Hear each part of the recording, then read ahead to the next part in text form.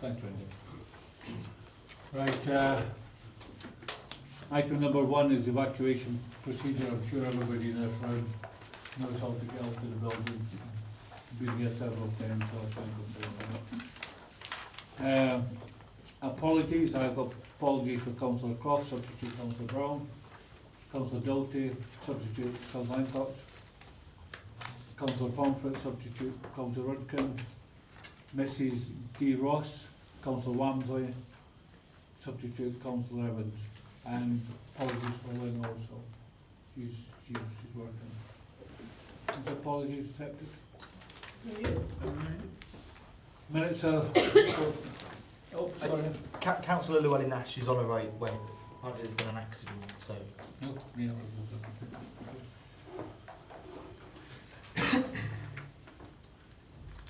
Right, the minutes of the 1st of November.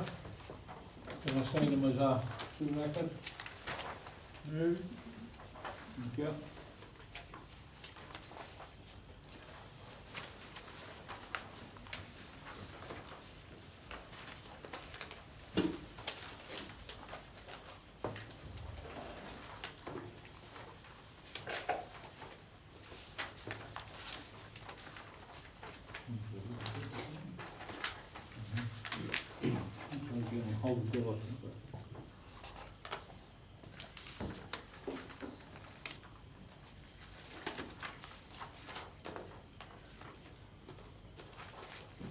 Item number 4, declarations of interest. Any interest that are not included in the schedule? Is everybody all right? Okay. We have item number 5, public consultation. We have only one speaker tonight. That's Mrs. Condicorn. She'll be wanting to speak on items 6, 7 and 8 and 9, and she'll take the report as it comes in. Is that right with everybody? Right, item number 6, the capital asset strategy and asset management action plan 16 to 19 update report. Brent. Yeah, Chair. Okay, thanks, Chair. I think the first thing to bring members' attention to is the last sentence in paragraph 2.1, which does flag up that we need to pull together a new capital and asset strategy and asset management action plan. This one is at its time. It's quite a lot of the actions are done, so we do need to produce a new one. And that will reflect both a change in the organisation structure, officer capacity, and hence a need to be more stringent in how things and tasks are prioritised. And so the new plan will need to reflect that. It will obviously need to incorporate as well some new major issues that are either on the horizon or we're dealing with, such as the leisure facilities, transforming Nuneaton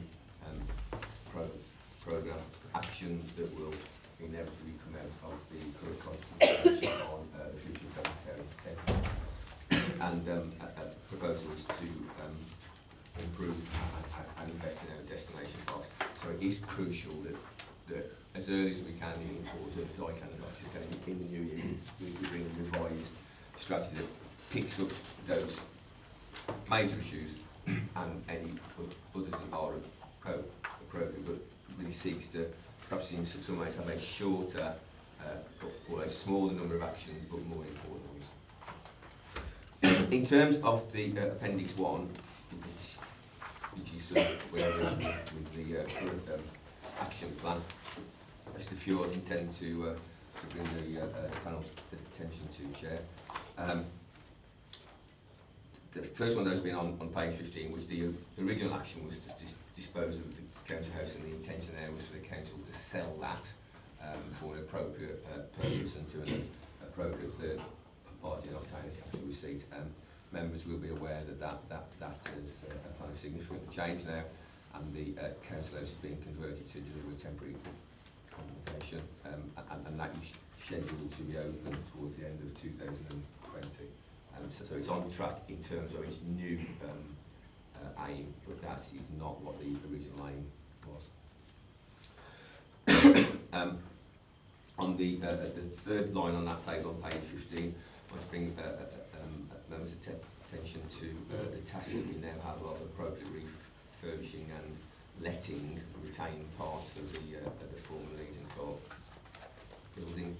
And in 2016, when this plan was first put forward, there was actually no action there to purchase the former court building. And that was something that developed as time went on. So in terms of the parts that we've got left now, it's usually no case of trying to let those to appropriate organisations. So the building is used, and the council also gets a revenue stream from that. And if there's any specific questions on that, with fortunately one sense that Leslie's here, so we'll be able to ask some questions on that. But we have moved forward on 2 lettings. I know Leslie's speaking to some other organisations on that. We'll be making applications to both the Future High Streets Fund and the Towns Fund to try and get capital sums to assist us in making what's left, the retained bits of the former court building more attractive to potential new occupants there. On page 16, the last row there, undertake a complete review of options to bring forward the development of land at Vicarage Street. I think it would be fair to say had got itself into a bit of an ever-decreasing circle in terms of what could be done there. That circle has now been broken, I think, in the sense that the County Council has approved its plans to construct a new library and public service building. So that there's 2 things. Firstly, it shows there's a clear desire for the public sector to invest in that site, and secondly, it says there's a part of that site that is what is going to happen with that now, and that means the rest, we now know what is left of the residual site and can start to market that in the new year. So it was almost before there was too much choice, and now we've taken a bit of that choice away in the sense we've agreed we're going to do that. And so a development brief is in draft form and will be put together and issued in the new year between the Borough Council and the County Council to move forward the redevelopment of the rest of or the residual of the Vicarage Street site.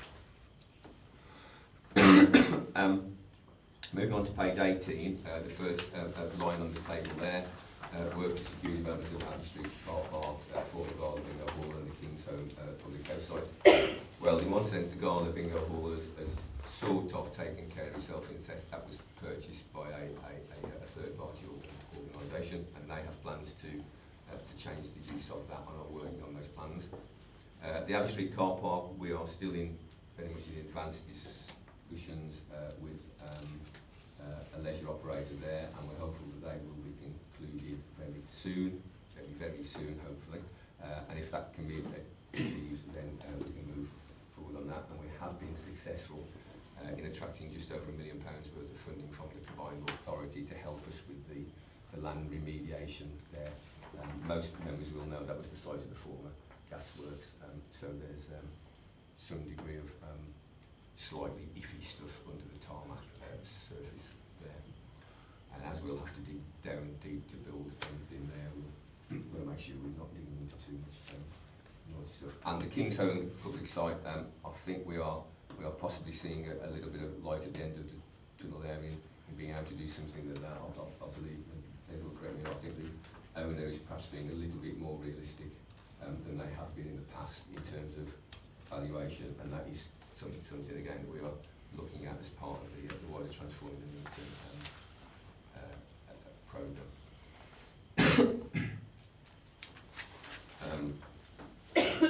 And the last specific action I wanted just to flag up is on page 21, the top line there, and this very much comes hot off the heels of Cabinet last night.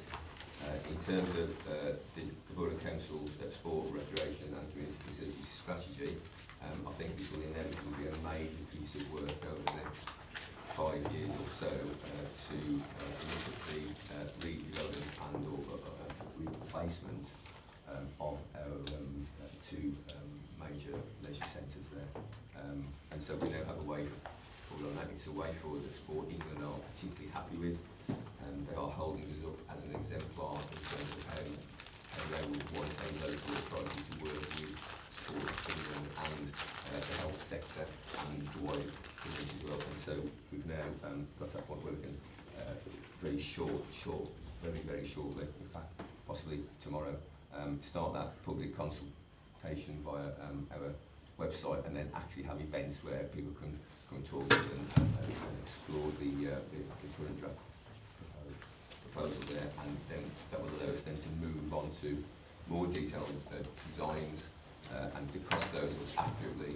And once we are aware of what the cost will be, we can then work out the exact detail of how you make that cost. But until you know what you've got to spend, it's difficult to know how you're going to fund what you've got to spend. Yeah. So they were the key things, Chair, that I wanted to flag up to the panel.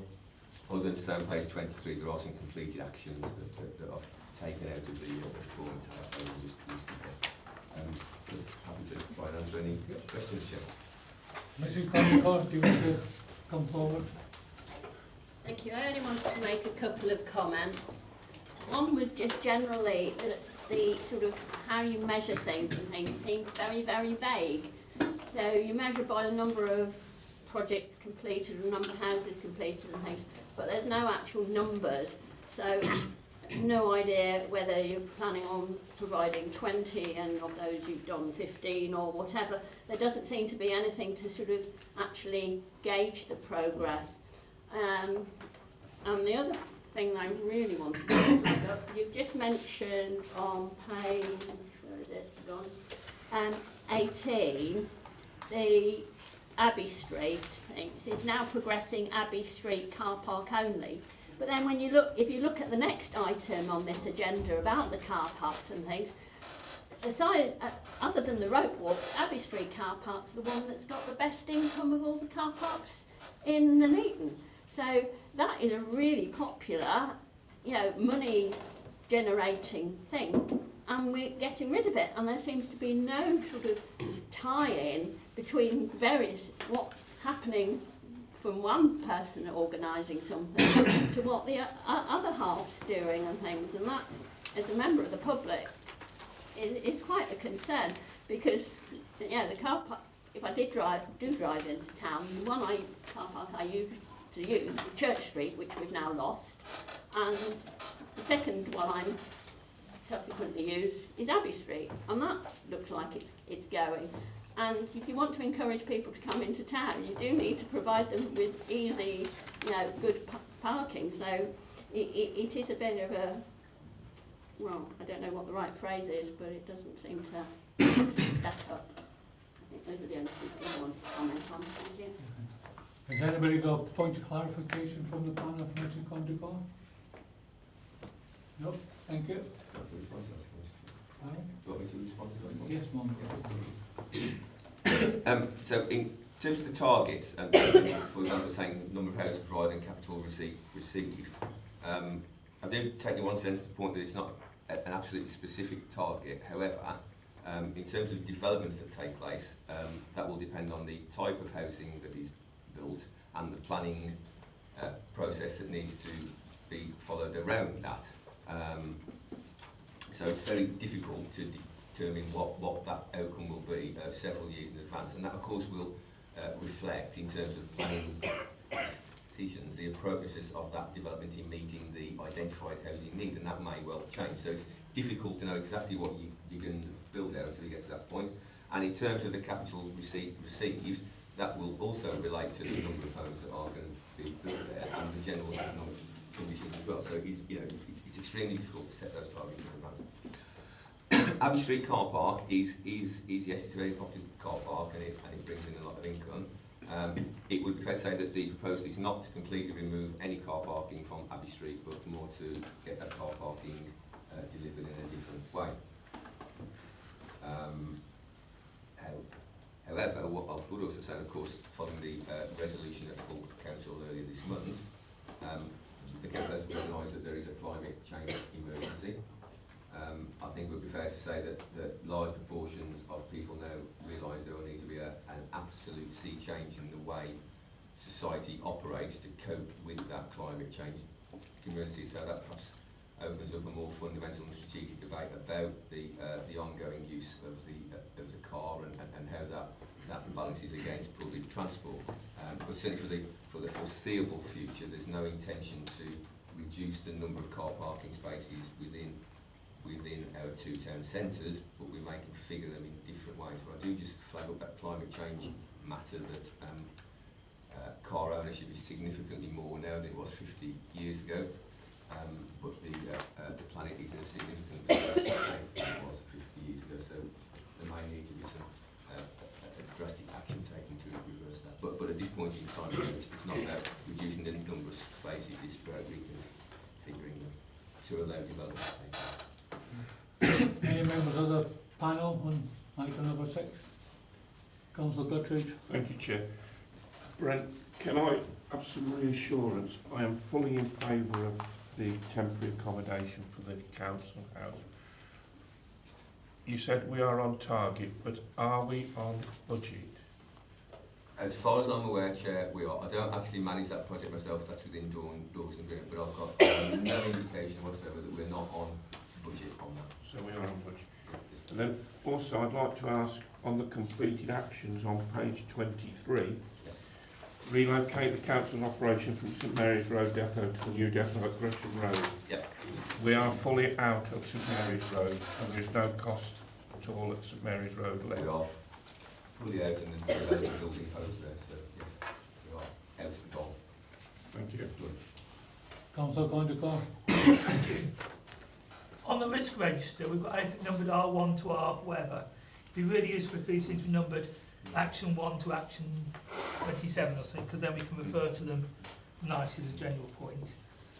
It is useful on disposal of the council house to have a date, even if that date slips, at least you know you're going for end of November or something rather than a vague part of a year. You mentioned climate change, operational vehicles. It'd be good if we started to have a real clear focus on A, trying to reduce the number of vehicles, and B, trying to make sure we buy as green and as good as we can. I know you've done a lot of that in part as well, but with the balance is going to change, and particularly with the air pollution we've got, particularly in Abbey Green as well, we really need to be trying to go electric now on as much as we can, and that will be more viable next year as more electric vehicles are available. So I do hope we've got a commitment on that. Is the mayor's car included in operational vehicles as well? Because that is something we really need to go green on and change it to a bicycle if possible, but an Nissan Leaf if that wasn't. But it is good to look at our vehicle fleet, and particularly if we do change the mayor's car to a Nissan Leaf, it's something that potentially could be used by staff in the day as a pool car and by the mayor or the mayor's driver in the evenings for events. They were the sort of two main points. There's a lot of things on here I could pick up. I'm quite pleased you said we need to reduce the number of things on the list, because it was a massively long list with everything being high and medium priority. And the final point is the Kingsholm has been a disgrace for many decades, and people are asking me why aren't we serving some sort of planning enforcement notice on it. I'm pleased to hear that you've got more of a positive vibe from the operator, but I think this committee does need, if we're trying to encourage people to town and show how this town is developing, set a red line or some target or something that if we don't get some commitment to actually the area being tidied up around the Kingsholm, we actually take some enforcement action, because it is a blot on the landscape and it really has gone on far too long. Thank you, Chair. Thank you. Brent, do you want to answer any questions? The number of the actions, yeah, that's a blatantly obvious thing to do, so we'll do that. And in terms of the greener fleet, yes, I would reassure members that when we were replacing vehicles, we look at that. the sort of development, particularly of hybrid vehicles, should enable us to move forward. The tricky thing with the commercial fleet is the weight of your batteries eats into your payload of your fleet. So when you've got vans and collecting stuff that you're trying to, so if you're not careful, you actually have to end up buying more vehicles to shift the same amount of stuff by weight. And that's particularly, I have to say, I don't think for the next 10 years we will see electric refuse collection vehicles, just simply because of that payload issue. But having said that, hybrids do, I think, in terms of the housing maintenance funds, for example, do offer a way forward, and generally speaking, the price of those is starting to fall as economies of scale are kicking in. Thank you. I'm the King's Home, sorry. And the King's Home, yes, Yeah, thanks, Chair. I mean, I think everybody would agree about the King's Home. You know, and we've all got sites like that, you know, for most of us anyway. Chair, the vast majority of the stuff in this local plan, as members, I think we're aware of. I just wanted to ask through you, Chair, Brent or Les, when we get to the last part of it, and there's one, what page is it? Page 22, and there's an action to commence work on site to redevelop the site adjacent to Aldi Bedworth. That sits within my ward. I'm not aware of any work being commenced on site, as it says, measured by the target. Well, I guess that is, maybe that's just not worded properly. Because the only piece of land that I'm aware of is the piece of land that has the scout huts on. Because it wasn't clear which bit of land it was, and I thought, I don't want it to be obviously the consecrated ground. And yes, years ago, when we had the Aldi application in originally, there was a piece tagged onto the side of that for residential, I think it was, but it never came to fruition. And I'd be really concerned about that. I can see some merit in actually doing that, but it means that you would have to relocate the Bedworth First Scout group somewhere, and that was a difficulty before. It was finding anywhere for them. And of course you've got the fire station as well, which you've got to take account of, which isn't in our, I don't know whether the land's in our ownership, but certainly the buildings are, they belong to the thing. So it just kind of jumped out at me because, yeah, it's good that it's going to be part of the Bedworth visioning work, but I'm not sure how we do it. Actually, them scout huts are some years old. There used to be the council offices that were across the surface car park. I mean, I'm happy if Les wants to update me tomorrow or whatever, but... No, I'll take it separately if you want that. Just essentially, Chair, that Councillor Hancock is right. It's not very clearly worded. Hence my comments about it is exactly the site that we're referring to. And back in the past, the view was let's relocate the scouts and put some housing on there. That's not come to fruition. I think we're at the point where, with the Bedworth visioning work, it may well be that you take a bigger view, and that the decision is that that's not a site to do that with. But it's on here in a sense. It's not been achieved, so I couldn't put it on the completed action. So it's left on there. But it may well, as a site, not appear at all in the new version that we have. But you're absolutely right. Chair, just repeating what I'm saying. When you see something like that, if somebody from the scout group were to see this, and it's a public document, they might be concerned, thinking, oh, they're going to sling us off this piece of land. Yeah. I think the message is to I'll lay out what it will do. Councillor Brown. Thank you, Chair. Point out a couple of typos to begin with. Page 14, paragraph 2.1, line 3. The pane are asked to note that I think it's meant to be panel. L there. Yeah. Absolutely. And then in the action plan, page 15, first item, 2.1, capital funding should be manage the conversion project, not mange it. But moving on to other things, on the Nuneaton Co-op building site, page 15, I see we've got this marked as a green on the workout item here. Do we envisage that changing as the result of the inadvertent demolition of inappropriate parts of the co-op, shall we say? and the consequential delay that will arise from the Health and Safety Executive having to do a report into this and perhaps delay things. If I can clarify that, Chair, no part of the co-op that wasn't intended to be demolished has been Okay. demolished. So Thank the you. bits that are left, the bits that were always intended to be left, and the Okay. bits that were demolished are the bits that were always intended to be demolished. Although Thank you. perhaps not quite in the way they were demolished. All right. Thank you. That's Thank you, me. councillor. Anybody else? Yeah, can I just, sorry Chair, Okay, is there anybody else before we councillor Guthrie's back in again? No, councillor Guthrie. thank you Chair. Can I ask about the concluding the disposal of the land at Smarts Farm, Bedworth? Have we completed the sale or what is happening now? I'm very pleased, Chair, to refer to my colleague Les Snowden on that one, who will have more. Nice. Thank you, Chair. We have completed legal documentation that ties us into the disposal, so part of the council's land is already committed to being sold to the developer.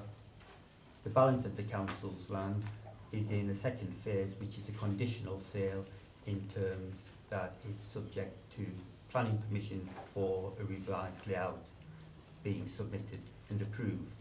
Now, in terms of the entire site to be developed, the council's land is only a very small proportion of the entire site. So that's where we are at the moment. Thank you. Councillor Condicoro, nobody else? Yeah, just a bit of clarification from last night's cabinet, which is also in here, the community facilities strategy. There was the issue over the medical centre that was going to be on the Wellington Road that seems to be included into the Top Farm project, even though the Top Farm project may be many years away and would lose all the 6 money if that happened. Is there any clarification, or when will you clarify what's happening with that and how you have suddenly changed what is a implementable plan to build a research into 2 years into sticking it into a long-term sports facility that might be many years off? So in terms of, Phil might be able to comment on the section 106. I can't comment on the existing 106. What I can say is that in terms of the Top Farm site and the proposal which has been developed in conjunction with the County Council, the Department for Education, Sport England and the CCG, to create a campus of public services. The CCG's current indication for their strategic direction is to place their medical facility on that site. So what I need to flag up there, in terms of the Borough Council's input into that, we are focusing on using that site to gain additionality of sporting and recreation facilities, but there are other partners involved who are saying it's their strategic direction to put a medical facility there. But that's not what they're saying at CCG meetings, and we have written in all our legal agreements for all the developments in the north and the Nuneaton that the Section 106 money will go for a GP surgery on the Wellington Road site, and we are going to lose about £1 million if we muck this up. So I do want us to be clear that we are deliberately sacrificing that £1 million and that we will get an alternative facility very quickly, and that we're not torpedoing the Wellington Road site and then putting it into a development that might not happen in the foreseeable future and doesn't have another spare £1 million. Okay, can we get that followed up? Well, Chair, currently the Section 106 planning obligations make provision for the funding for the site at Weddington. If there's to be any change in that, it would have to be the subject of negotiation agreement between the CCG and the developers. So that is something which they will have to undertake if that's what they wish to do. But I would stress, Chair, that the CCG's strategic direction probably has changed, but they are very clearly saying there that they view Top Farm as the place they want their medical facility. Councillor Graham. I've actually had question answer, but I do have something I'd like to bring up when we get to number 7. Yeah, well, we're not at that yet, once it's all said. Yeah, I know. I was just saying about that. Okay then. Just a couple of things. I wish to welcome an out of light is obviously the Kingsholm site has been a site for a number of years, and I'm pleased to hear there are some voluntary discussions on how to deal with that, because I know for a number of years people have talked about CPOs and RBB and various other things. So I'm pleased about the report in front of us. And secondly, lastly, is that we're on about the land in Vickery Street, about a new library. Now, the question is going to be asked, what's going to happen to the old library? Because isn't it the same architect that did one of the Liverpool cathedrals or something? I'm just wondering whether this library's got any status, you know, any heritage stuff attached to it or not. Well, first Chair, yes, you're absolutely right. It's one of the early works of the architect that then constructed Liverpool Cathedral. Colloquially known as Paddy's Wigwam, I believe. So yes, so there is that linkage there. In terms of what happens to that building, that will form part of the information and consultation and further details of the new facility, and the County Council, as the owner of that building, will need to take a view as to what happens to it in the future, which could be a whole range of things. Okay. Just like that's a question. But it's not listed. It's not listed. Is the There key was a previous attempt listed which was turned down. Yeah. Okay. So we look at all the comments about it and present them to the cabinet member and the cabinet. Not to distant future, yeah? Item number 7, car park charging working group. My understanding is that Councillor Tandy will be taking this because Barry Longdon is, I'm not too sure if Barry's still in hospital or not, Yes. but he's still in hospital. So Barry would have been here to present the report, but June's kindly decided to do that. Obviously with some support from Jonathan, I would hope. Thank you.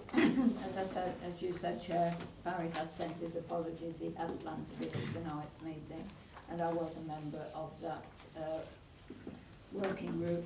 So, in presenting the report from the meeting, Chair, we have lots and lots of information within the report. There may be some questions that I may be able to answer, Chair, from the meeting and also from discussions I've had relating to it. But I can say that we went through in great detail about car parking charges and the problems that we have with. We accepted, I believe, that there is a need for the machines that we have to be updated. We want to have a look at the ANPR so that they can be paid by card, and perhaps they could be done. There is a difficulty with the surface car parks in putting those in, but perhaps we could be looking at Harefield Road and Rope Walk to become ANPR payments. But part of the difficulties that we are not perhaps currently having, but will inevitably rise, is when we start looking at exactly what is happening with the County Council's plans for the transformation in that part of town, and also for the transformation proposals that we have in the other part of town.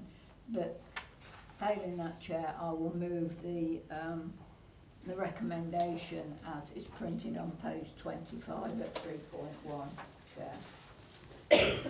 Okay. Mrs. Condicard, do you wish to speak? Yes. Just a few things I wanted to pick up from the report. It's page 41 of the agenda, page 15 of the report.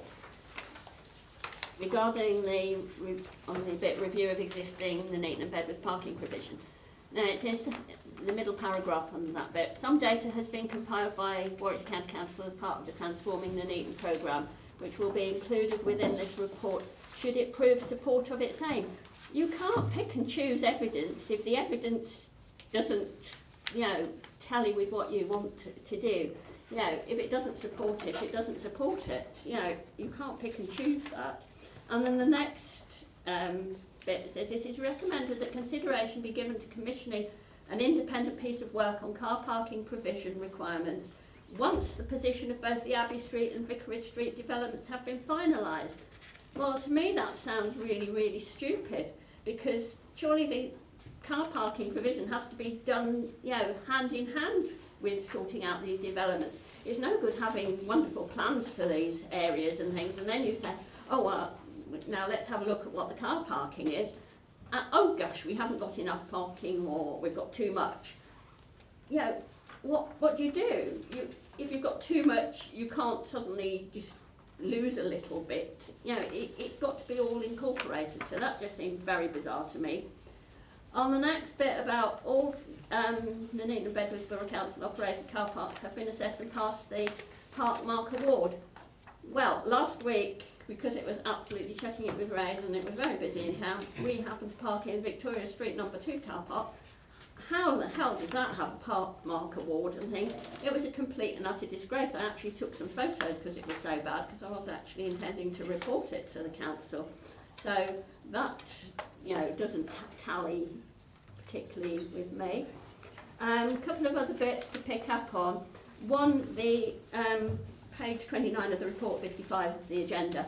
Review with Warwickshire County Council current level of on-street parking enforcement. And I think that is absolutely crucial. I see horrendous bits of parking, but not 9 to 5, out of hours and things. And the other thing that doesn't seem to have been picked up at all, but actually came out in the report to Cabinet yesterday, was about the drop in income at Rope Walk, and how some of that seems to be related to the deal that was done with Pure Gym, and that doesn't seem to be brought up, at all in this report. And I think that is, pretty important to find out what's going on and sorting that out. I mean, I did actually speak against the deal when it, was being decided a couple of years back. And yes, we want to fill these places and have like Pure Gym and things, but it can't be to the detriment of other things in the borough. Thank you. Okay, thank you. Any points or clarification for Mr. Prendergast? If I may, Chair, just certainly in relation to the road walk and the concession rates given to Pure Gym, within the report it does say there that the part of the issue is, again, outdated machines, that they're not able to effectively deal with concessions, and part of the recommendation is that, particularly in Road Walk and Harefield, that it may be opportunities to consider and cost out upgrading those machines to more effectively deal with the concession issues that we potentially have there. Okay, thanks. Right, it's up to the panel. Anybody got any comments on the report? Councillor Evans. Thank you, Chair. On page 22 of the report, of the parking report, not of the agenda, it states that in the last financial year we spent £48,900 on the external security provider doing the collections from the meters. I just wondered, would we be able to save money if we was able to bring that operation in-house? Happy to sort of, it's certainly something that I think could be explored. One of the key elements is that all of our surface car parks are cash only at the moment, and again, opportunities to see whether in the long term we can upgrade machines and take other opportunities in terms of payment systems, car payments, although there will be a cost associated with that as well in terms of the payment processing charges.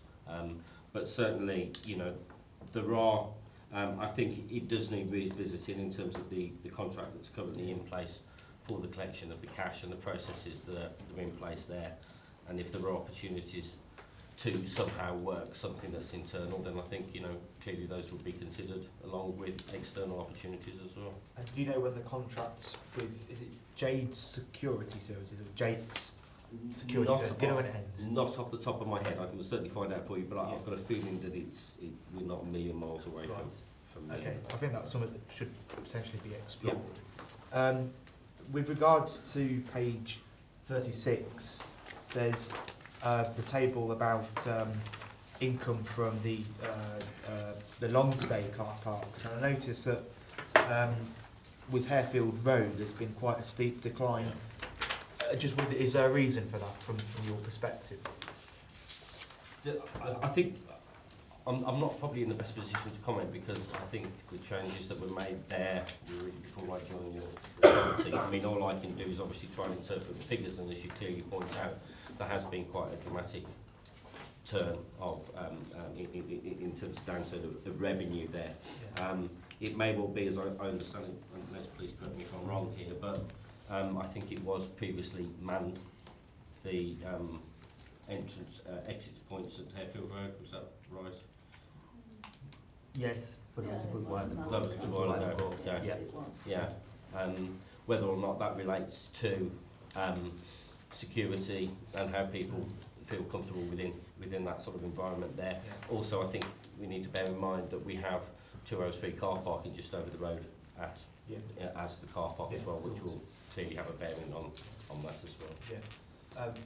If I may, Chair, with regards to the cashless payments, and I do really support that. I mean, whenever I park somewhere outside of the borough, I'm always offered the chance to pay contactless by card now, and you know, actually just having to make sure that you've got some change in your pocket to come into the town is a real downturn to some people. So I just wonder, do you have like a time scale for when that might be implemented? Should Cabinet, you know, agree to its findings? I think, yeah, obviously there's going to be a capital investment required there, so that's got to be costed out. We've already made some initial inquiries with our existing suppliers in terms of upgrade options for the machines and do that. It may well be that is potentially a phased process as well, looking at, like I say, addressing and upgrading some of the more pressing issues around or potentially Harefield Road, which I hope could be done in a shorter term than that. But it will be clearly about the level of investment and capital funds that are there and putting forward a business plan in relation to that. And just one last question, Chair. I'm just a bit disappointed that there's no mention in this report about electric charging points for cars, and whilst I accept that it's the county who are the transport authority for Nuneaton and Bedworth, I think it's something that we as a council could definitely take a lead on and show other councils how it's done. So I just wondered, from your perspective, do you have any plans within the town centres team to implement and install some of these charging points in some of the larger car parks, like the Red Walk, for example? There's currently an agreement in place with County Council, as you quite rightly say, to put a number in, and they're trialling potentially a concession route in relation to that. I think it's going to be obviously interesting to see how that sort of pans out. But yeah, I mean, clearly that's something in the future that we're going to have to look at in all of our car parks, what level of provision that's going to be and what that's going to look like at this moment in time is difficult to say. Councillor Thunderburn. Yeah, interesting report. Obviously the bits that aren't in here, but of the bits that are in here, one thing that leaps out at me is the 1 month's season tickets that seem actually quite popular, and an area that actually we could actually slightly increase the charges, because comparing to other places, for the admin of doing a 1 month season ticket, the cost at our end, they should really try and go up to actually try and encourage people to do a 6 month, so we've got less admin charges and all sorts of other charges. So I think we should look at increasing the 1 month charge, because I think they're too good value. In terms of post office vans, if we do lose the post office sorting office, the post office buy an awful lot of our season tickets that go at the back there. So I don't know if you've got an idea of how much that would be a loss of income. On terms of cleverer parking payments, I really think we need to go contactless card, because that's what everyone does for all their drinks, all their little things, and it really does put people off if they have to overpay or have an awkward thing. So we really need simple as possible. And also on the entering your licence plate, I'm strongly against those. I've had to go to Coventry a couple of times, and on a dark evening in a surface car park with poor lighting, you get out of the car to pay, and then you have to go back to the car to get your glasses, because the keyboards on these things are minuscule, and every keyboard has a different layout. The only reason for doing it is to stop people handing tickets over. And you can see where people have bought a ticket for a whole day, there's actually a lot of value left on the ticket. But for short stay car parks, where actually people won't really overpay that much, it just seems such a negative thing to put a disability barring an old, I'm not that old, but when my eyesight needs glasses to type in the number plate, it's yet another faff, and we need to get a few faffs out of the system. So can we please only do it where it's absolutely necessary, and only do it where it's in, like the rope walk, where you can have a nice big keyboard that you can read the numbers, because say it is an absolute disaster. And fining people, I'm surprised how many people we charge £25 for. There's no data in here about when we fine and how we, when we collect the most fines or which car park. But something's going wrong if actually that many people are getting caught by not buying a ticket in some ways. A, can we increase the price of the tickets so we pay £35, because that's a lot more income, and it would actually be more of an incentive for people not to chance it. So if it's £25 and your ticket's £3 or £4, people might be getting to the habit of chancing it, particularly if they know when the wardens go round. So I don't know if £25 is a legal thing, we have to charge 25, or if that's, it can take up to 35. Thank you, Chair. Sorry for the long list. Or less? Just on a couple of your points. The Royal Mail, we've got the figures here, 52 passes, £700 each per year, so that's 36,500 thereabouts in relation to that. I don't know whether you can comment on anything further in relation to their requirements should we have to move site.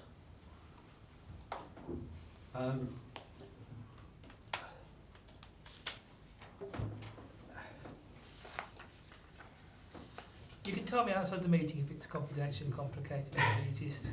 I'll do that.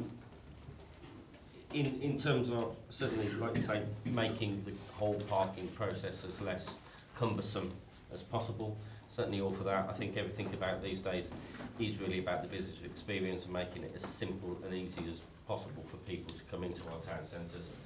And that's, in terms of the elements people look for when they come in, ease of access is one, the whole experience and the process of going through. I think certainly our system is a little bit clunky at the moment as well, and we do, because we're so reliant on cash as well, that we do potentially limit some people's visits because they're here for as long as the amount of money that they've got in their car or down the back of their seat or in their pocket. So it certainly needs a full review in relation to that, what that system looks like. Obviously, I think we need to have a good look at and understand, and I think things like looking at the keypads in certain car parks is something that we need to consider accordingly. Councillor Grant. Thank you, Chair. I've got a couple of questions. First of all, it's regarding the table on page 30, which has the details for different sorts of spaces and provision. It seems, looking at the numbers of short stay and long stay, that there's some sort of formula in place to decide how many disabled spaces there are, how many motorcycle spaces there are, as a percentage of the spaces in total. Could I have that confirmed, and could I also ask if any routine review is undertaken of such a formula, if it exists, to see if there's any increased demands for disabled spaces, for example, with an ageing population, there might be a greater need than there would have been a few years ago at our car parks. Shall I do the second question now and then take all at the end? Yeah, just do everything and then... Yeah, the other question I have is regarding the season tickets. Looking at the 12-month ones, of course, if you're using the car parks for that often, it is increased value, but it's also a high number. So could I ask if you accept card payments for those, and if you accept payments over a period of time, whether it's just one lump sum, because you might find an increased uptake if you allow a payment plan for, say, the 12-month ones, and of course paying by card, which I would assume, but well, I shouldn't assume, you accept card payments for. Jonathan? Yes, in terms of the formula, I'll have a look at what that is in relation to all of those key ones and drop you a note in relation to that. Card payments, I agree, you know, and it may sort of balance out one of the things that I thought put in there in relation to the season ticket sales, and the larger volume of the lower end season tickets is affordability, and obviously then an element of flexibility within that. Certainly with some of the season tickets, as I understand it, we do take some direct debit payments certainly from members of the authority themselves who have season tickets. That can be taken directly from their salaries, etc. And there are options to pay through the contacting the office and pay directly from the card there, so it's not asking for cash payments in relation to that. But I will have a look at the other options in terms of ongoing sort of direct debits and splits and charges in relation to those, and again drop you a line accordingly on that. Well, that'd be interesting, because it would be good to find out if any increased flexibility could be brought in to increase the amount of money coming in and more people using those. But one thing I did ask, which I don't think you quite answered, was if there's a regular review of the formula for, say, disabled spaces and motorcycle spaces. I don't know the answer to that one, to be honest, but off the top of my head, I think there is, like you say, a guidance in relation to how many and what the provision should be, in terms of how often that is changed and where that guidance comes from directly.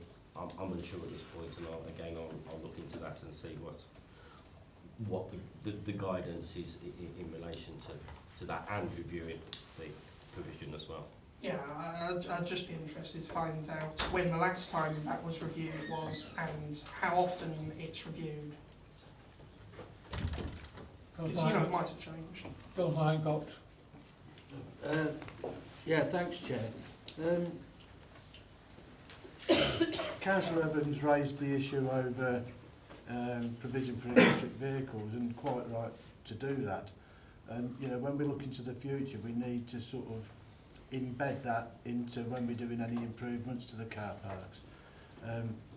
And yes, we haven't got that many EVs around at the moment, but it's going to increase. Now, if I remember correctly, I think when we extended the car park here at the town hall, well, they revamped it there, although we didn't actually put another standpoint in, I think the cabling is there to enable that to happen in the future. If my memory serves me right.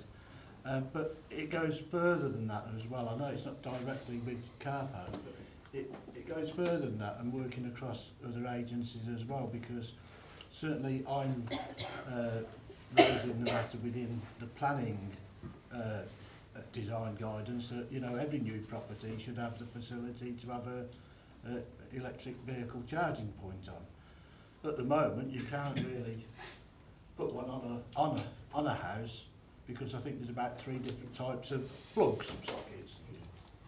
But what you can do is insist that cabling and that is there to that point, so when somebody moves in, if they need to, they can put that on. And again, the other thing that we could do is talk to the county council about putting some on-street ones side of the road. You've only got to go across the border into Coventry, Fosal, Longford, Fosal, Holbrook's area, and they've already got them at the side of the road. You pull into a little lay-by, and there's that. And I know in some places they're even tucked away underneath the ground, and when you want to do a charging, you can make them rise up out of the ground. But yeah, I was interested to hear Councillor Tandy, and I probably missed it in the report, but the Working Party, it was mentioned about there's a problem with ANPR into surface car parks. I don't quite understand what that problem would. If I don't, Chair. I don't quite understand what that problem is. When you bear in mind that George Eliot Surface Car Park is AMPR, Walsgrave Hospital is AMPR, and if I just go on to say, if we do go down that route, let's get it right, Chair. Yeah. Because you know the problems that particularly at Walsgrave and on occasions at the George Eliot are absolutely horrendous. I got caught for a 60 quid fine at Walsgrave, and it was purely the machine wasn't working. Certainly a person in front of me had the same problem, and you just think, you drive out thinking there's a problem with it, and then a week later you get a bill for 60 quid. And it's all right, the hospital afterwards saying, well, what you should have done was gone back in the hospital and reported it to security. There's nothing to tell you to do that. So the point I'm making is if we go down the NPR route, let's make sure we get it right. Councillor Tandy? In relation to the surface car parks and the AMPR, it's at the moment it is largely because our surface car parks are under a contract to be cash-only car parks. So the contract still has some, I'm sure Jonathan will correct me if I'm wrong, the contract still has some time to run. About 3 years, yeah. And 3 years, yeah. So obviously as things move, as transforming Nuneaton moves on and Bedworth moves on, we may have to start looking at whether or not that contract can continue or what might be able to be done about it. But that is the reason at the moment why we can't put AMPR onto the surface car park. Jonathan, do you want to add anything to that? Just in relation to the electrical points as well, I've just been whispered in my ear that we are, as part of the Towns Fund, looking at provision for the charging points in terms of the funding application for that as well. So, although, like I say, there is currently this agreement that we have got with County Council to do an element of off-street and some, they have got a couple of provisions in there for a little bit of on-street charging as well. So it'll be interesting to see how that pans out. But it is something that obviously we need to be conscious of, and we do need to put as part of any future car parking. Any other member? Before I bring okay. Councillor? Thank you, Chair. The penalty charge notices, they start off at, is it 70 and then 50? But is there an administration fee as well with that? And if so, if not, how much is it costing us to issue the tickets? In terms of how much, well, how much it's costing us to administer them, I haven't got that breakdown. But again, I think that's a piece of work that we need to understand. It really then goes on, you know, whether that is paid immediately, whether there's an ongoing claim, and how we go from there. There's quite a bit of work in terms of the work that the team do in relation to dealing with the penalty charge notices. You know, that is a big chunk of their time is taken up. But what is it costing us in-house to produce that? To produce, well, do we have a cost for that? Well, we must have a cost somewhere. yeah, we can break down a cost, but you're taking into account obviously the issuing of the tickets as well as the administration element of it. So you know, I think it's again a worthwhile exercise to pull in the whole thing together to see where we are. And you know, obviously that kind of thing should never be seen as a revenue generator. The more effective that we are at policing that, then that revenue is going to come down accordingly as well. So, but yeah, I think there's more work that needs to be done in terms of breaking that down. Councillor Brown? Thank you, Chair. I've got a few points to make. I don't know whether should we go through them and you see what to answer them at the end or how we go. But I would say thank you for this report to begin with, because I think it's something we need to address really. Season ticket prices have already been mentioned by Mrs. Condecore.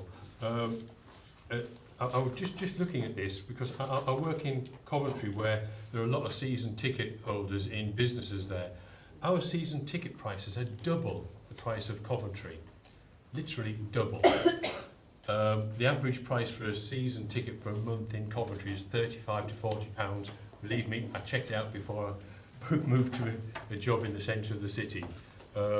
So we could probably generate a hell of a lot more income by reducing the cost down to something that is more attractive to people. And we're not driving negative behaviour by getting people to park on streets adjacent to the town centres and clogging them up when there are car park spaces available. I absolutely think that we need to go down the ANPR route as opposed to the keypad and put your number in. Fully support what Keith Condacore said there about trying to remember you put your number in the dark in the leisure centre at Bedworth at 7 o'clock in the morning when it's dark, and the keypad's at waist height in case anybody in a wheelchair wants to use it, and you just can't see it. It's utterly ridiculous. And then people who put their number in incorrectly because of that end up getting a PCN as a result, which is just daft. The page 16, the comparison councils. Is there any reason why we didn't include North Warwickshire Borough Council in particular Atherstone and those sort of places in a comparator council? Because that would seem to my mind to be a much more worthwhile comparison than Coventry, which is a city with all of its attendant facilities and things like that. Which brings me to the amounts that we're charging for short stay car parking compared to our competitor councils. If we take the ones that are similar to us, like Tamworth or places like that, yeah, Hinckley in particular, they've got much more vibrant town centres, but their car parking is also a hell of a lot cheaper.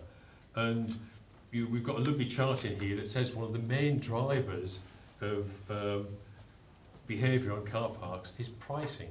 You've listed it there as the major driver for people's behaviour. So I really think we need to be looking at car park charges generally. I also think on page 28 we mentioned concession rates, and we sort of blaming Pure Gym for a drop in income there. Well, they've got 2 gyms in Coventry, both of which have exactly the same concession. So if people want to use it, all we're going to do is move those people out of this town to somewhere else. And that car park at the rope walk with that concession, the major time, I used to be a member at that gym, the busiest times there are 6 o'clock in the morning to 8:30 in the morning, not when the shops are open. So the people that are gaining that concession, mainly ladies again, going to a well-lit car park to walk to a gym that's very close by, that's open at a time that's convenient to them, when our gyms are actually not open. We're trying to get people to be more healthy. We want to bring people into the town centre, yet we're considering taking an action that will make it more difficult for those people to exercise and make them not want to come into the town centre. So really say we should really keep that concession. But the obvious thing here is we've said, I can't remember the exact number on the big chart in here, 73% of people find that free or low cost parking is their major attraction to coming somewhere. I'd be quite happy to recommend that we add an additional recommendation to this if we can, which is to carry out a review of our parking charges with our close neighbouring councils and more closely ally our charges to what genuine competitor towns do charge. I mean, I'm not suggesting we go down the Atherstone model of completely free like theirs is, but it is one way to generate a successful and busy town centre where people vote with their feet and go there. But I think that the comparison councils we've chosen are not necessarily all the best ones we could, and we should revisit that piece of work and look to identify what our car parking charges genuinely should be to attract visitors and business into town. So I would certainly put that as a recommendation, please. I'll second that. Can I answer that point, Chair, before you move any further, as Well, a member of the working party, as other people in this room were? Comparisons were made. We spent a lot of time at the car parking working party, as you know, Chair, you were a member as well, talking about the comparison of car park charges. I'll leave Jonathan to explain the difficulties that occurred as a result of trying to find out that information, but we spent an inordinate amount of time at the car park working party looking at that very, very particular point. Cross-party working party looking at that very, very significant point, Chair. I'll leave Jonathan to explain the difficulties that we had with that. Jonathan? Just really on, firstly, can I just address the issue around the concessions for Pure Gym? I don't think anybody was suggesting that we take that concession away. I think it's how effective we are at managing how that concession is processed in terms of ease of access for the customer and safeguarding that concession isn't perhaps taken advantage of above and beyond that. I've been involved in town centres pretty much all my working career in one way or the other, and there's no escaping from car parking in terms of that issue. I think the comparisons are very difficult because you're never comparing apples with apples in terms of the town centres themselves. They're all very different, they're all multi-layered and multifaceted, and they all have their own reasons why people go there, and there are a lot of reasons, although I think, you know, pricing will always come out there as a key one. It can't be seen in isolation because, you know, I think people make a decision based upon what is the offer within those town centres and what is available for them. Ultimately, they're only going to go there if they can get what they want. I think they're also, they have to look at, you know, the other considerations of ease of access. So how easy is it to get to the car parks in the first place and the wider infrastructure that supports that. And one of the key things that's always said is that the thing that puts most people off about going somewhere and parking is their perception that they're actually not going to find a car parking space when they get there. So it is multifaceted, and I think to look at it purely on in pure price is a difficult one to judge. I think what this has highlighted for me is when we were trying to get the figures from the local authorities as well, is we have a very simple two-tier system. We've got long stay and we've got short stay, and that's what our pricing structure is in effect.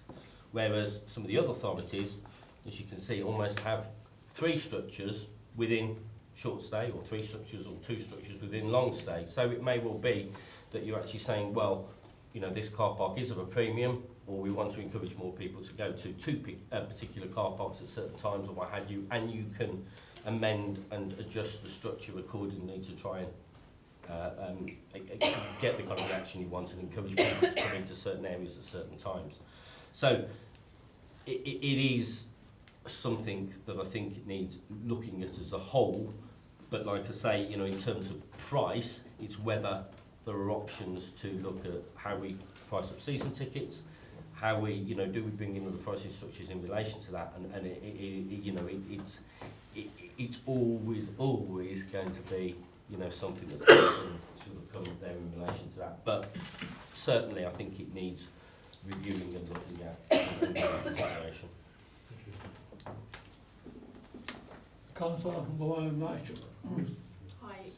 I don't know whether I'm just being naive here, but I would have thought that the main thing would be that A, if you want people to come into your town and stay in your town rather than a quick visit, car parking charges are very, very important, aren't they? And I don't understand why it's so complicated to offer a really good, fair structure. It has been said, yeah, we possibly couldn't offer free car parking at the moment, but that's perhaps what we should be aiming for. But in the meantime, we should be offering fair prices, not somewhere where, you know, if somebody's going, well, I'm not going to go into Nuneaton. Their car parking charges are more expensive than Coventry or Hinckley or somewhere else. Surely we should be offering, you know, a really good, fair sort of, you know, you come in for 3 hours, you know, at a fair price. The danger is that we price ourselves out of people coming into the town. I understand what you say. I have to admit, I don't fully agree with, like I say, pricing as a pure entity, and there are issues around that as well. For example, if we were to give free car parking right now in all of our car parks, I wasn't saying but just an example really of the kind of, because it is complex, we'd have all the people that work in the town centre plugging up and parking in the key car parks in the main area and restricting or limiting access for the people who are genuinely coming shopping. So we need to be sort of mindful of that. There's also elements as well of, you know, there are more popular, I think we mentioned that earlier, about there are more car parks that we tend to want to use and are more popular because of their ease of access, or the surface car parks tend to be more popular than multi-storey car parks because people prefer sort of, you know, coming into that. One of the things that I think we are slightly missing as well is promoting the offer that is available for us in the town centre. You know, if we make the most and get out there and promote and shout about what we have got here, and if you look at our offer, certainly compared to the likes of Hinckley in terms of our national brands and our retail offer, you know, I would suggest it's a lot stronger, and maybe we could promote that more effectively to encourage people to come in. Again, the machines that we've currently got don't allow us to be as flexible as we potentially could be, where you could offer reward systems. The retailers themselves, individual businesses, could offer rewards to their customers in terms of parking for frequent visits. Our machines can't do that, but the new machines can. They can produce barcodes and QR codes and things like this. So it really does need a full sort of review, and while pricing is part of it, like I say, I don't believe that it can be seen in purely sort of in isolation. Councillor Sargent? One of the things I think the point I made on the panel was is that when you look at the sort of road walk figures, because I'm a big believer that, you know, if I come into Nuneaton and have to pay for a ticket, I'll always pay for the cheapest price, because you think, well, actually, am I going to be here 2 hours, or can I get everything done in an hour? So then you go rush off, do all your stuff and go. But what I think, and this proved by the road walk figures, I think we looked at it at one of the meetings, was that if you're paying on the way out, so you've got your ticket, you go and, you know, you pay for your ticket on the way out of the car park, the likelihood is you'll stay a bit longer in the town, because simply you're not under that pressure that you've put £1 in or £1.20, whatever it is now, to get back to the car within that hour. And I think if, you know, the actual charges themselves, I don't think are the big issue, because I've been to plenty of car parks that are 10 times more than what we charge in Nuneaton. But I think the issue is that we need to try and encourage people to stay here a bit longer. So by paying on the way out, because I don't think, you know, people think, oh, hold on a minute, I'm going to have to pay £1 more for my parking. I just think they think if they meet somebody in the town, then they'll go and have a coffee, or they'll go and sit, or, you know, especially in the summer, and they'll socialise a little bit. So I'm very pro the tickets, the NPR, where you pay on the way out, so that you're not under that time pressure. And I think that will make a big difference. I think if you then look at the figures, and that proves it with the road walk, because if you look at the figures there, there's more people stay longer in that car park than they do in any of the others. I think I'm just more of a statement rather than a question. Well, I think, you know, we should be looking at that rather than, you know, not so much the pricing as such, just the. Right, I've got two councillors wishing to speak who spoke before. Is there anybody else who hasn't spoke before like to speak again? No. Councillor Condecourt? Yeah, there was never the answers to why our tickets are £25. You know, can we change that? So that's one question.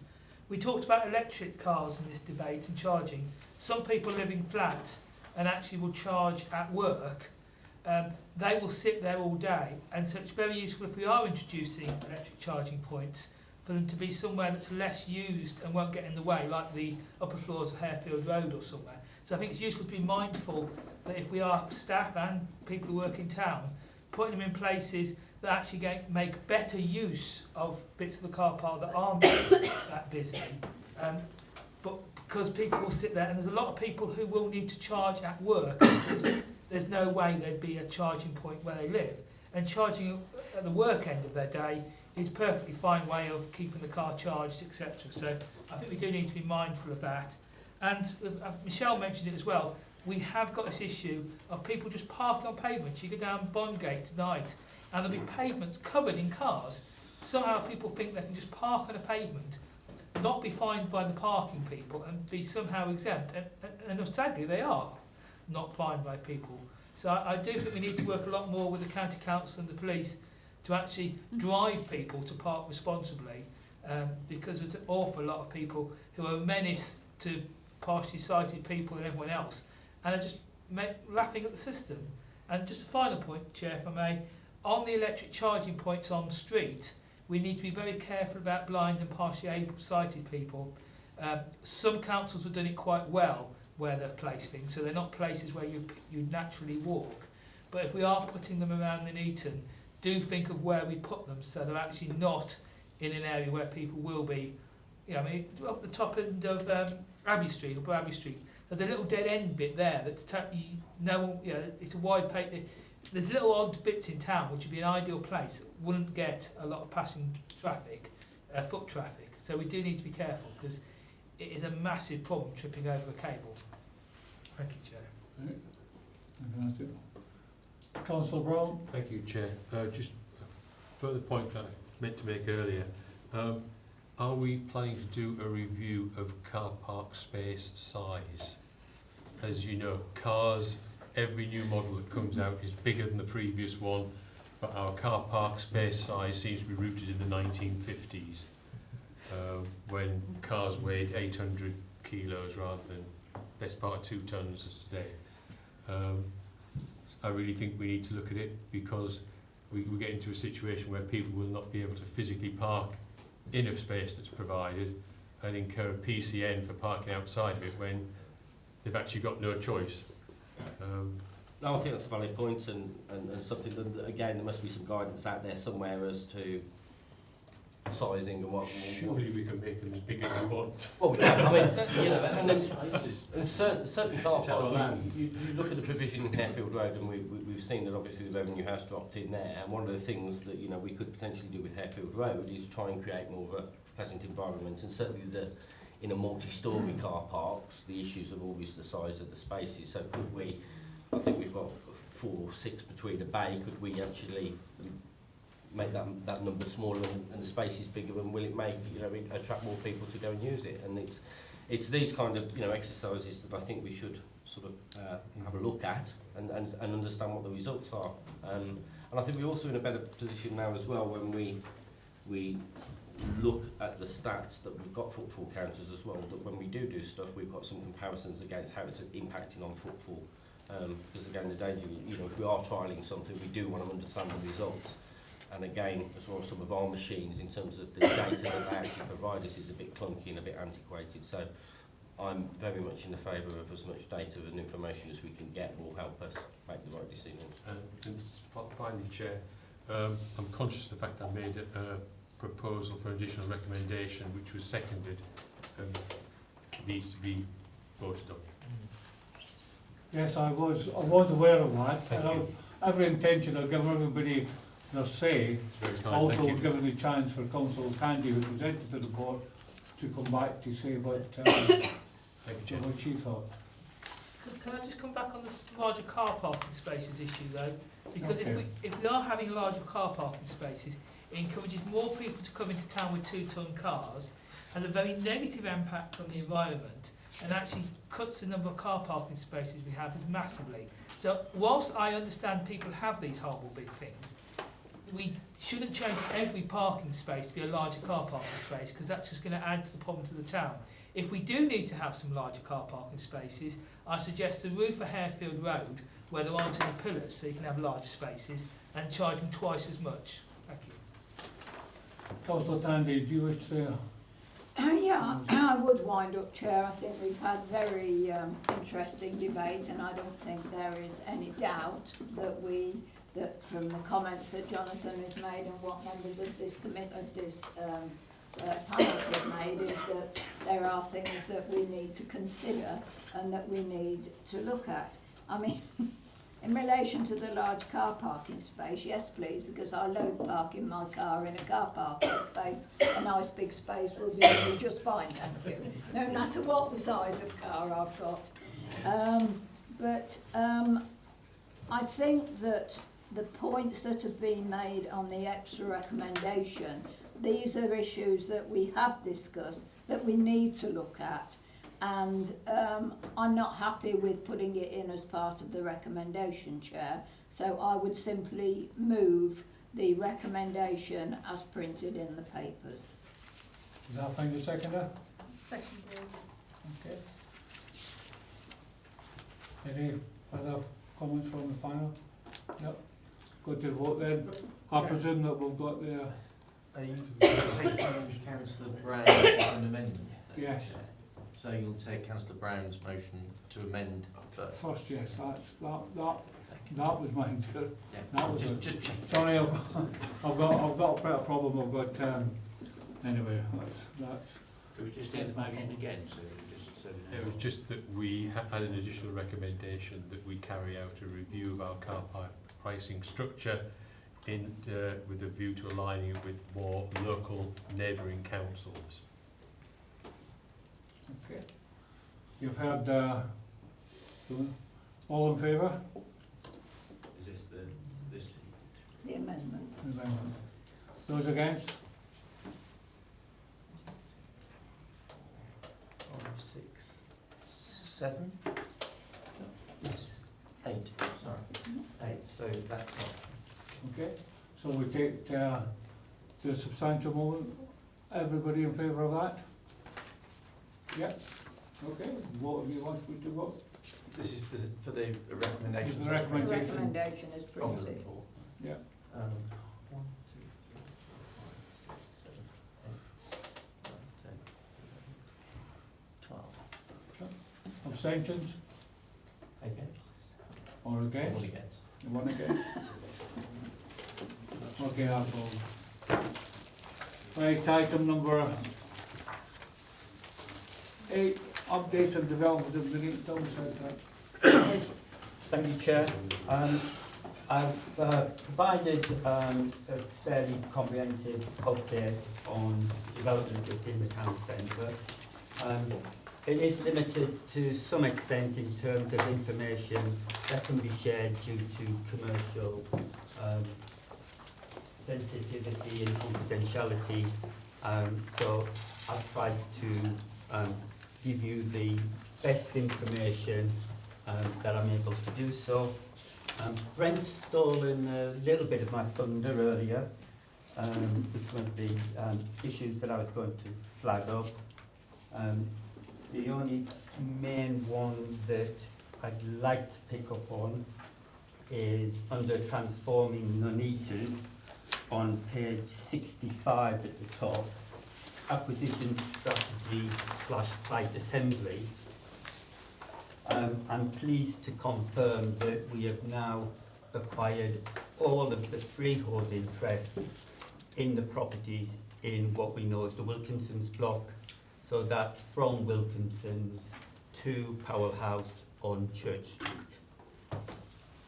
In terms of the occupiers, there are a number of occupiers in those buildings that all have various tenancies and leases, and the County Council, together with the Borough Council, are working with those occupiers to find alternative premises for them. So this would include the Post Office Sorting Office, Wilkinson's, and some of the voluntary sector groups that are in Powell House. So all of those parties affected are being actively engaged with and in negotiations and discussions about alternative locations within the town centre. Mrs. Condicott?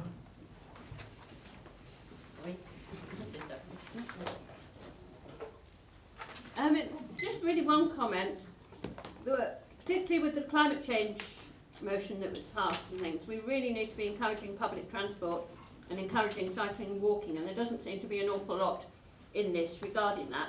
I see on the thing on the bus station, they're not actively pursuing, but promoted in a range of marketing.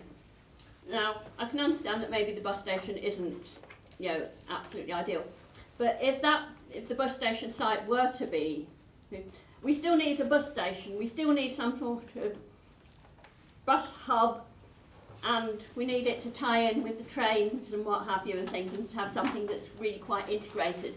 And there seems to be a distinct lack of any mention of anything about that. And we have got a traffic problem in Nuneaton, and the more we can do to improve people getting there by other means other than using their own cars, it's to be, recommended. And so that's the thing I sort of found was very much missing in this. So I don't know whether what's been talked about, or whether you can't tell me, or what. Chair, just to clarify the situation, in terms of the report, principally I've focused on the broader Transforming Nuneaton programme and the two sites that the Borough Council is actively involved in. You'll be aware recently that the Council and the County Council launched the Prospectus for Growth, which is on the Transforming Nuneaton website. So if you Google Transforming Nuneaton, it's the first one. Hit that. On there's a full copy of the Prospectus for Growth, which is the ambition for Nuneaton Town Centre to be delivered over the next 25, 35, 40 years. Part of that actually identifies a new transport hub around the railway station, which is rail, bus and some car parking as well, so that we get that integrated transport hub right on the edge of the town centre. In doing that, obviously the existing bus station is very convenient for the town centre, so the County Council is undertaking a piece of work around how that would all work. They're doing auctioneering and assessments at the moment, and at some point fairly soon they hopefully will be able to bring forward some ideas around what that could look like. And to support some of that activity, the £7.5 million of LEP funding that the County Council received is actually going towards funding some of that auctioneering highway work around addressing the gyratory system around the railway station to create the space to be able to do a new integrated transport hub. Any questions or clarification from Mr. Condicott from the panel? No, thank you. Right. Councillor Tandy. I want to ask Les a question, because we talk about the County Council proposals that are being funded in relation to the post office, well, or the sorting office, the powerhouse and Wilco's, but on the end of all those, there's public house building.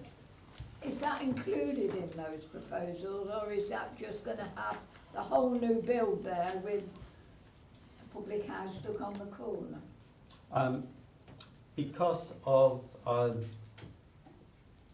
the way that we're trying to bring Vicarage Street forward and accommodating the new library business centre, we focused on acquiring all of those properties that we need to do that. So we've done effectively most of the Wilkinson's block, with the exception of the public house. We did inquire about purchasing the public house, but unfortunately it was sold to another operator who refurbished the building, and their expectations in terms of value was beyond what was felt to be reasonable. Should that change in the future, then obviously it's something we'd be able to look at. But in terms of the balance of the site of Vicarage Street, there is some master planning work going on around that at the moment in terms of how we can fit the new library and business centre, the public house, and the balance of the site together and bring it forward. Okay, thank you. Councillor Condicott? Yeah, I've got a few points. Firstly, on the library, we had this discussed at the County Council as well, the library proposals. And one of the things we discussed and I particularly mentioned was, if we're building a new library, and it's going to have a very great, hopefully, small business unit in, so it'll be like the Epic Centre with lots of small business, that's great. But the existing library may then be demolished. And what the question was, I asked was, can we actually keep that library there for the third sector and sort of as we've got short-term rents or whatever until we've actually got a use for the site? Because what we don't want to do is have the whole site all around the Nuneaton in hoardings where we demolish this bit, demolish that bit, demolish that bit. And this plan will be a 10 or 20 year plan. So not everything will go instantly someone who wants to buy that bit of land. So it's trying to actually minimise the amount of land and the amount of space that is actually not used. Yeah, it's just waste ground. And we also get a business rate income from things that have actually not been demolished. So can we try and sort of schedule the demolitions so they're not too early, so we don't have too much all demolished at the same time? And particularly the third sector is quite good at using buildings. I mean, the Art Alert quite often use buildings like the railway station. Yeah, there's people who would use a building for a year or two if it didn't have a new use.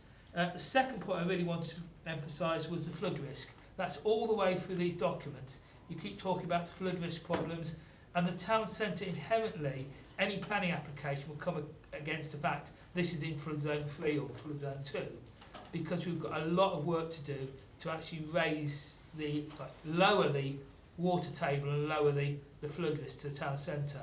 And if we try and do that in the town centre, it's a lot of concrete and lots of underground tanks and very expensive. And loads of places now are actually doing catchment area flood plans where actually they're trying to hold more water outside the town. So for Nuneaton it would be a case of acquiring land, say, opposite Eastborough Way and storing more water by the tributaries effectively, so water comes into town later. So rather than trying to store water in the centre of Nuneaton, which is really difficult and means you raise floor heights, like the new library is going to have a whole load of steps up to this new building, so that the floor level of the new library is nice and high, but that's really bad for disabled people. So actually what you want to do is you want to lower the river and lower the flood risk by actually having a catchment area solution. Yeah, there's a lot of sort of leaky dams and putting water in countryside effectively and letting it only come into the town slowly. So I hope we can have a bit more detail on the flood risk stuff, and can we please manage it so that we're not wasting town centre space holding water. Right. Okay, thank you. In terms of interim use of buildings and pending development, that's a good idea and something we will encourage the county to consider and look at in terms of the future use of the library, pending the redevelopment as it goes forward.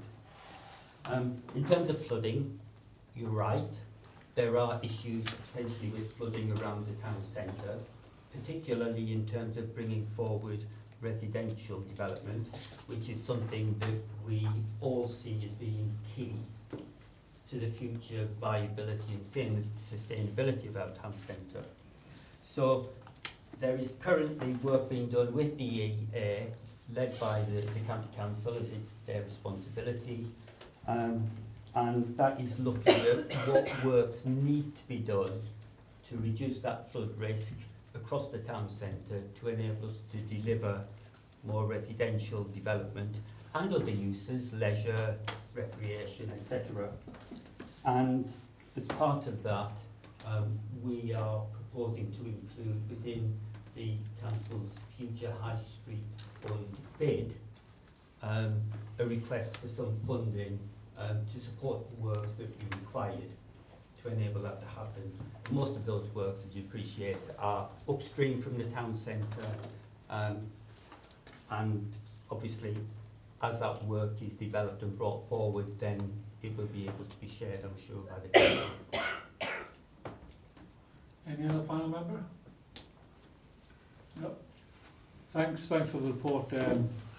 Just basically to note the development, the future development, development opportunities in the Nuneaton Town Centre. So I welcome the report. I can see that's been a thing that's a template for the future, and look forward to what's going to happen. Some good news. Thank you, Chair. Item number 9, Scott. Yes, Chair.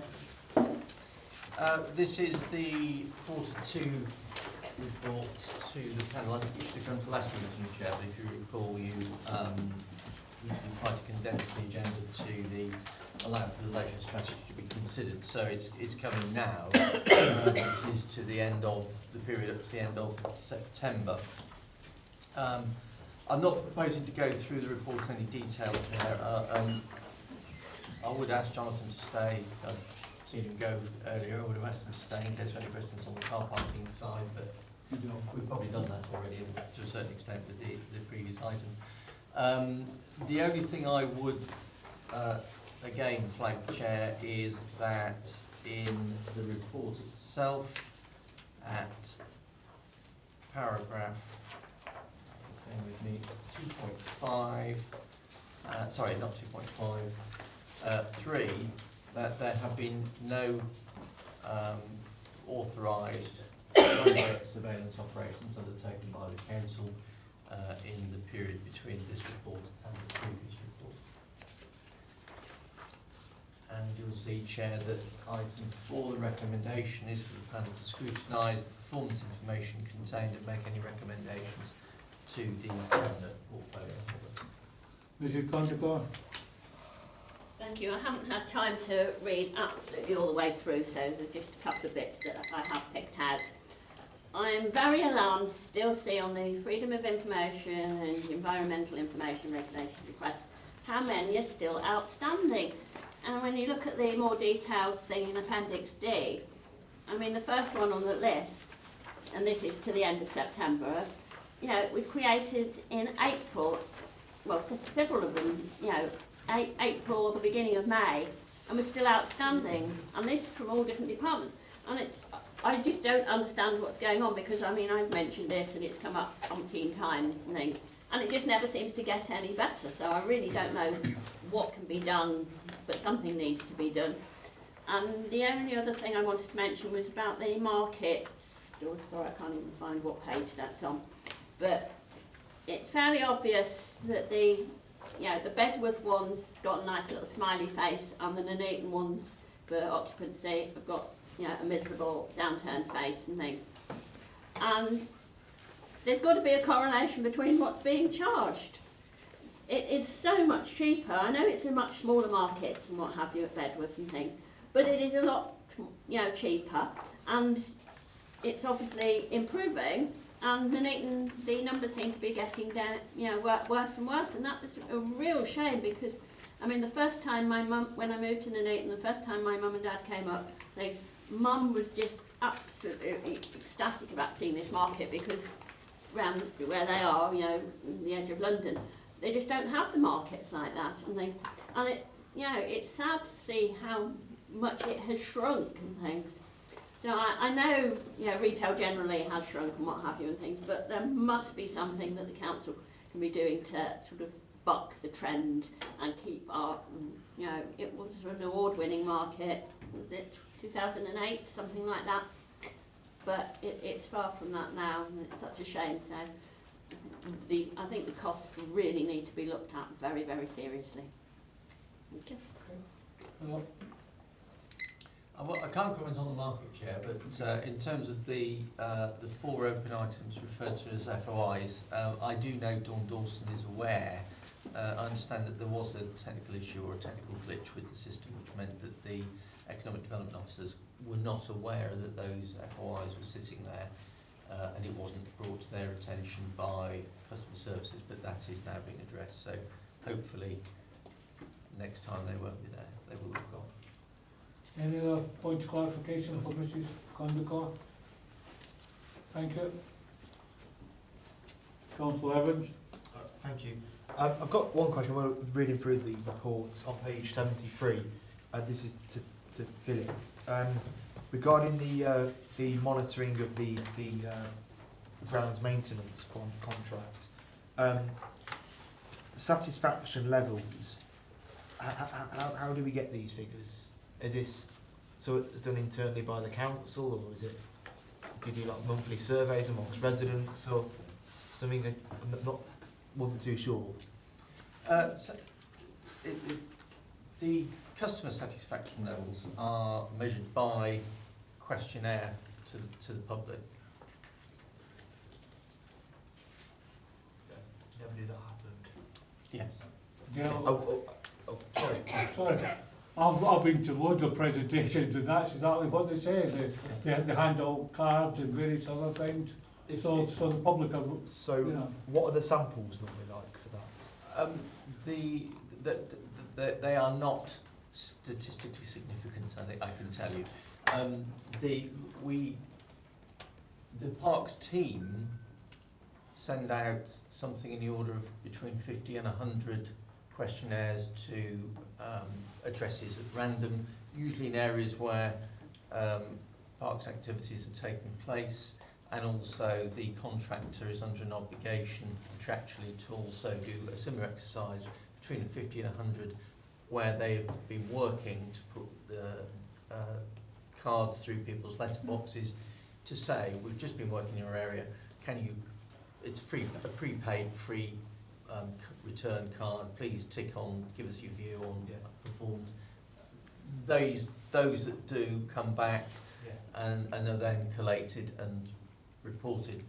I say it's not statistically significant because the numbers that come back compared to the numbers that we issue are infinitesimally small. So much so that we did change the way we measured that particular measure, and we've taken the view that if we issue 300 cards and we get 7 back, ironically, a half and half will be, some will be positive and some will be negative. So we've taken the view that if we don't get anything back, and we've changed the notification to say this to recipients, that if you're not unhappy, then we will take it that a non-response is that.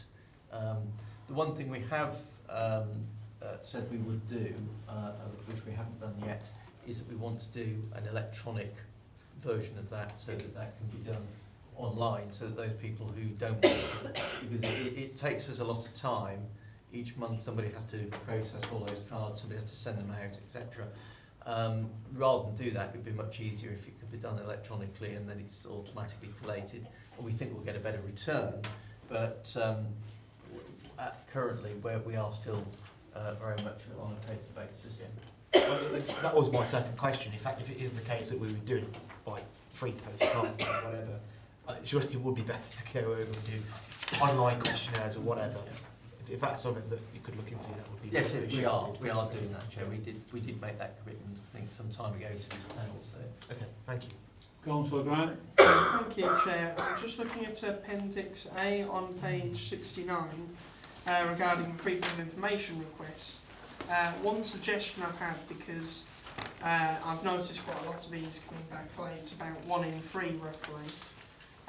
But it's also difficult to know what to compare it to, and as we've had in a previous agenda item, perhaps it would be a good idea from now on to use data from neighbouring councils to compare it to, and compare our performance as an authority on freedom of information to, because it could be that we're doing quite well and that it is really difficult to meet these things on time, but I suspect that may not be the case. It would be good to have some further data to compare that to. I can take that back, Chair. I can certainly ask Chris Hardman if that's possible to do. Okay. Councillor Brown. Thank you, Chair. I just want to clarify something Director Richardson said. Are we saying on these cards, if there's a nil response, we count it as a nil response, or we count it as a positive response? We count it as a positive response. Right, okay. In other words, not negative. Right, I might be better. Is this something we can perhaps ask Glendale to incorporate then into their Glendale Live system when it eventually comes to life, as it were? I don't because know. they would essentially be collecting the data for us. I'm fairly certain, I'll certainly ask the question. I think we can ask the question. In terms of that, I do know that Scrutiny will be quite keen that the data is controlled by MBBC so that we know that we're getting the data, but certainly Just it's in their interest to know as well. yes, it certainly is. And I was just thinking, it would save them the time and trouble of having to post the cards through the letterbox as well, which they do manually as well. Councillor Condacor? Thank you. It's nice to see a full risk register in this report because we've had links before that have been unsatisfactory. So it's good to see the risk register. And it's really good to see that risk 6 is actually on there, which says arson or an accident fire in NBBC corporate buildings, because when things happen, it's good actually that our risk register does actually include that. And obviously it was really great that the Warwickshire County Council's fire service really stopped the fire very quickly. Because if you don't stop it quickly, going through roof spaces, you just lose the whole building. So we did come, didn't we, I think, very close to a major disaster. And I think there were a few issues around internet and things to Civic Hall and various things. But is there going to be a report about sort of lessons learnt from the fire? There will be a review of the events leading up to the fire and also the response to the fire. What I can't say at this stage is how widely that will be shared. I would have thought that we would make it available to elected members, but we may have to think about the route that we do that so that lessons learned can be clarified. Certainly in terms of the risk register, I think if there was any changes necessary, we would pick those up as part of that. We've tabled a meeting for senior officers in just after Christmas to start that process. So once we've had that, once we've got responses from the fire officer as well, because of course there will be input from the fire officer in terms of any processes and procedures that we were following or they followed, etc., or the interaction between the two. I would hope that we would have something that we could share, even if it's a sanitised version, in case there's any sensitivity around any of that information. I don't know, to be honest, but I would hope we could do that. And if I may, Chair, it's also good to point out that most things worked well. So, when you say lessons learned, it's also good to sort of tick off the things that actually we yes, I mean, went very well. Yes, and we acknowledge that, and there were certainly some very positives, not least the arrangements that were put in place by the museum team to accommodate staff from this building who were dislocated to there. Anything else? It's on a separate issue, risk 11 about the NAB cell. Obviously NAB cell's taken on a lot more stuff, so I think this risk about unplanned liabilities is actually raising up as we do more and more stuff. You know, we've taken on a bigger role through NAB cell, and I do think we need to actually review this risk. We had the stakeholder board, which I think met for about 20 minutes last night, 25 minutes. So can I just flag that I'm not happy that this risk is being put as low, because NAB cell is getting bigger, and this is probably one of the more risky things we do. And I don't know if you're aware about Robin Hood Energy, which was something set up by Nottingham Council, which became a money pit. So I think we do need to be really cautious about what we do. It's not that NAB cell's not a good idea, but we just need to really talk about robust business cases and risk far more than we do at the moment. We do a quarterly review of the register, Chair, so it's certainly something that I think as new work streams come into NABCEL, that is one of the specific tasks that we do look at to ensure that there is adequate provision there before we progress. And clearly when we do the review of the risk register, we will look at what mitigations are in place to ensure that we don't get into a situation where it overreaches itself and then ends up with liabilities that it can't meet. Thank you. Okay. Councillor Sargent. More or less answered what I was going to ask, but I was going to ask about the surveys from Glendale, whether you counted it as a, so you've really just answered And then it was just a case of whether there was going to be a better system put in place to Yeah. monitor that. Addressed. Well, yeah, I've got one councillor who's already spoken, wishes to come back in. Anybody else other than that person? Yep. Councillor Evan. I do think that Councillor Graham made a good point about comparative work with other councils. I'm not going to ask for a recommendation, but is it possible for Christine Tiedemann to just come back to members on this committee with?